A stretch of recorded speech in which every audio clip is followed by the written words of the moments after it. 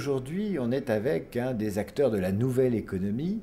Sa sœur est ministre. Lui aussi, il est un peu ministre des prix, si on cherche la petite bête. On est avec Pierre Kosciusko-Morizet. Bonjour Pierre Kosciusko-Morizet. Bonjour.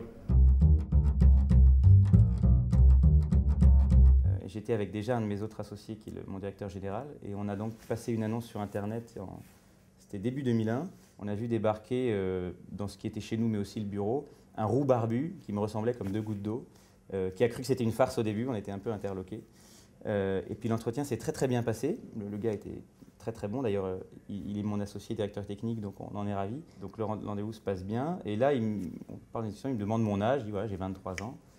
Et là il se fige, il dit mais je suis très déçu, cet entretien s'était très bien passé mais je constate que vous vous moquez de moi et que ça n'est pas sérieux.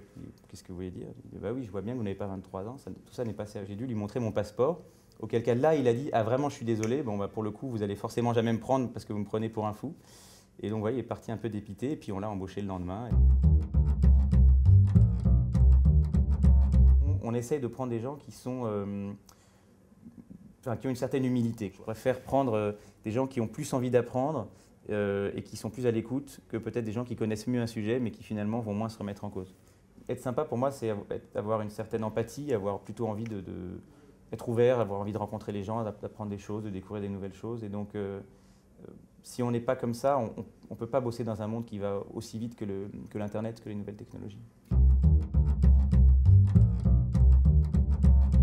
La cohérence des propos, c'est toujours le check le plus radical, quoi. Il y a des gens qui n'arrivent pas à... mais même des gens d'un très bon niveau, hein, qui n'arrivent pas à s'exprimer de manière cohérente, carrée, avec les idées qui s'enchaînent bien.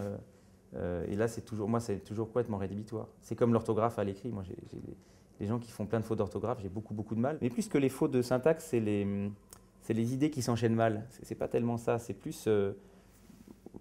commencer une phrase en disant c'est parce que je sais pas quoi, et puis à la fin de la phrase, on n'a toujours pas la raison du c'est parce que. Enfin, ça arrive à plein de gens, quoi. Et à un moment, on a envie que tout ça soit logique, qu'il y ait une démonstration, que la personne essaye de vous convaincre qu'elle est le bon candidat et qu'elle essaye d'y arriver point par point et qu'à la fin, que vous soyez convaincu ou pas, bah, au moins elle ait déroulé un argumentaire, quoi. Il y a des cas aussi, je trouve, où parfois on prend des gens qui sont un peu trop rigides sur des choses, qui ont un peu trop des idées toutes faites. C'est pas forcément une question uniquement d'humilité, mais des gens qui ont du mal à se remettre en question, ça c'est pas facile. Puisque on est dans un monde qui évolue vite, donc quelqu'un qui reste sur les mêmes schémas de son job d'avant par exemple, parce qu'il a vu un truc qui marchait bien dans son job d'avant, faut se méfier un peu, ouais.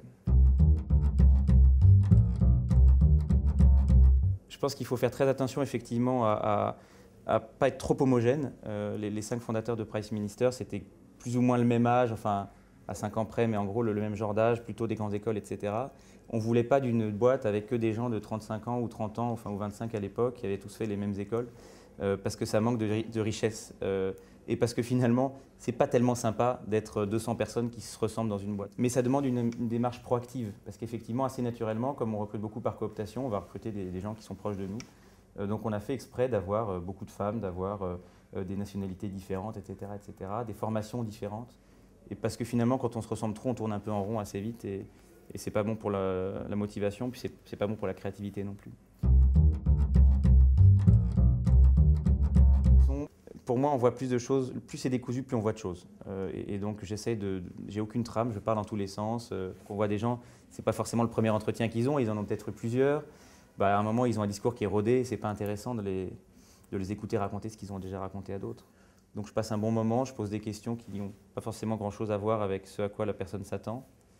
Je suis aussi souvent là pour vendre la boîte. C'est aussi en vendant entre guillemets un peu le groupe qu'on provoque des réactions qui peuvent être intéressantes. Donc on se retrouve à raconter pourquoi le projet est enthousiasmant, pourquoi c'est bien. Et en face, bah, on se rend compte que ça marche tellement bien que la personne veut venir. Faire un premier filtre par mail ou au téléphone, ça carrément.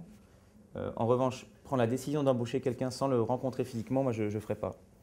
Mais c'est vrai qu'on voit plein de choses, ne serait-ce qu'au téléphone. D'ailleurs, c'est normal parce que bah, tout ce qui est question-réponse, ça marche bien au téléphone. Après, je pense qu'on voit plein de choses dans le body language qu'on ne voit pas en webcam. Je pense qu'il y a plein de gens qui inspirent confiance de manière physique alors qu'ils ne devraient pas. et plein de gens qui n'inspirent pas confiance alors qu'ils devraient. Je ne regarde rien en particulier, c'est un feeling. Je n'ai pas du tout conscientisé ça. J'ai peur de conscientiser parce que je pense que quand on conscientise trop, on a des gens qui conscientisent en face et il y a sûrement après des techniques, de choses à faire, pas faire. Mais bon, déjà, les gens qui ne regardent pas dans les yeux, moi j'ai beaucoup de mal. Les gens qui ne serrent pas la main franchement, un peu mollement ou moitié, ou bon, tous ces genres de choses, ça me choque pas mal. Évidemment, le but du jeu du recruteur, c'est d'arriver à aller au-delà des choses purement physiques. On est plus heureux si on se connaît un peu, si on sait ce qu'on aime et ce qu'on n'aime pas, si on sait ce qui nous rend heureux, ce qui nous rend malheureux, si on sait ce qu'on apprécie chez les gens, ce qu'on n'apprécie pas. Quand on se connaît un peu, enfin, on peut apprendre beaucoup et faire moins d'erreurs en apprenant à se connaître un peu mieux. Ouais. Recruter des gens humbles et qui écoutent les autres, qui veulent apprendre des autres, c'est ça aussi. Quelqu'un qui a un ego surdimensionné, il va peut-être pas beaucoup s'écouter. Et quand on s'écoute pas beaucoup, quand on n'est pas conscient de ses faiblesses, de ses forces, ben je pense qu'on fait plus d'erreurs.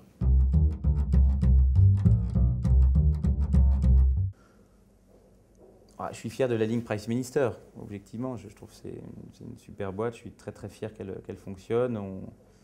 On fait vivre 10 000 personnes de leur vente sur le site en France, donc c'est génial, on est ravis.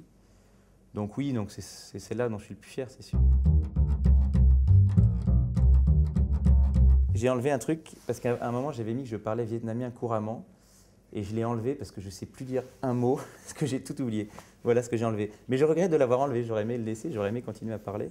Et donc si je refaisais mon CV maintenant, je dirais que j'ai des notions, ce qui ne veut absolument rien dire. Mais...